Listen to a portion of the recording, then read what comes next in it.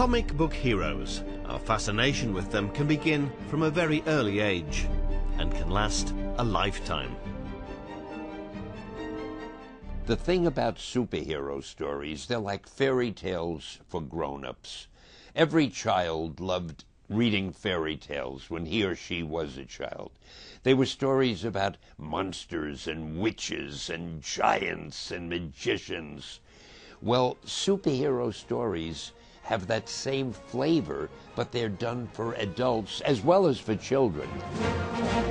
The characters he helped to create for Marvel Comics more than half a century ago have stood the test of time. He's the prime reason this person is dressed like this. I picked Spider-Man because I've always been a fan of Spider-Man. He's a real guy, like, you know, he's got problems like everyone else does, and, you know, he has to deal with it all and being a superhero at the same time. If, as has been said, clothes make the man, then presumably superhero clothes make the Superman, or at least the Iron Man. How long did it take you to do this costume? About approximately 300 hours added together. Everything goes beyond just a comic book now, because it's not just a book. It's a comic book that's tied in with a video game, that's tied in with a movie, and it broadens the reach. Thousands of people are exposed to comic books through movies as opposed to through comic books to the movies. It's going the other way. They enjoy the movie, then they get the comic book. Comic book sales in North America alone were close to $500 million last year. So far this year, they're up almost 20%. A comic book is essentially a movie with an unlimited budget. It's a place where you level the playing field, where a creator just with a pencil and pen can kind of create worlds imaginable, destroy those worlds and recreate them in 3 pages.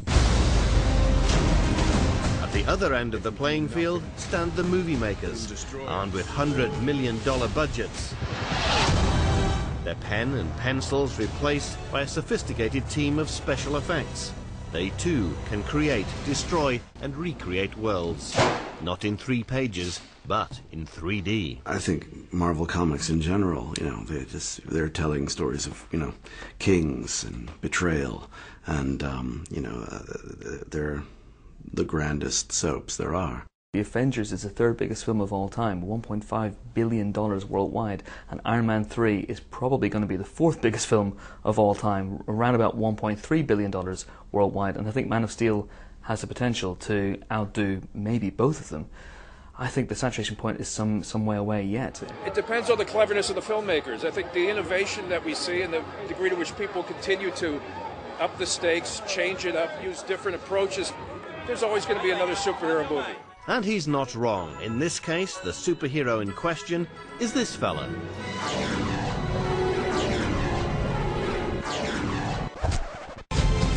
My father believed if the world found out who I really was, they'd reject me. 75 years after DC Comics introduced Superman to the world, he's being reintroduced to movie audiences as Man of Steel.